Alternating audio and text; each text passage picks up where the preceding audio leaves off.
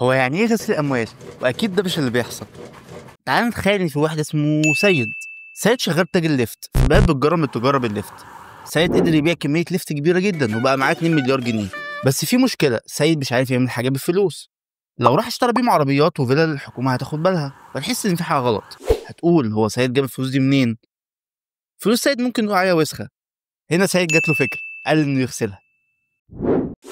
سيد راح اشترى محل صغير وعين الناس فيه وجاب بضاعة، بس مش كتير، هو مش عاوز يلفت النظر. سيد بعدها بدأ يضرب فواتير ومبيعات أكنه كسب، بس في الحقيقة هو بيخسر مصاريف التشغيل. سيد بعدها فتح فرع تاني وتاب بأرباح أول محل. لا، ثانية، أنت مش قلت إن سيد بيخسر؟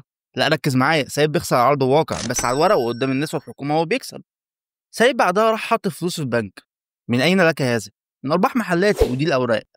كده فلوس سيد بقت نظيفة وليها مصدر. هو خسر فلوس بس مش مهم، هو خلى باقي الفلوس تبان اللي هي شرعية.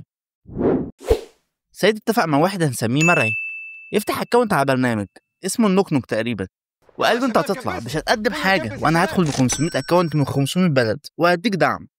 هنا مرعي بقى معاه فلوس مصدرها الرسمي الدعم، وبعدها راح اشترى بيهم حاجات من سيد على الورق واداله الفلوس دي. كده سيد بقى معاه فلوس من مصدر شرعي. وبس كده، ده غسيل الاموال ببساطه. انت هتخسر حبه من فلوسك، بس ده الحل الوحيد لو انت بتتاجر في الليفت. بس خلي بالك الموضوع لو كبر على اللزوم ولفت الانظار الحكومه هتمسكك برضه. ولو محتاج تفاصيل اكتر عن ازاي تغسل اموالك قول لي في الكومنتات لا ثانيه، انا بهزر. المهم لو عجبك الفيديو ما تنساش اللايك والفولو. سلام.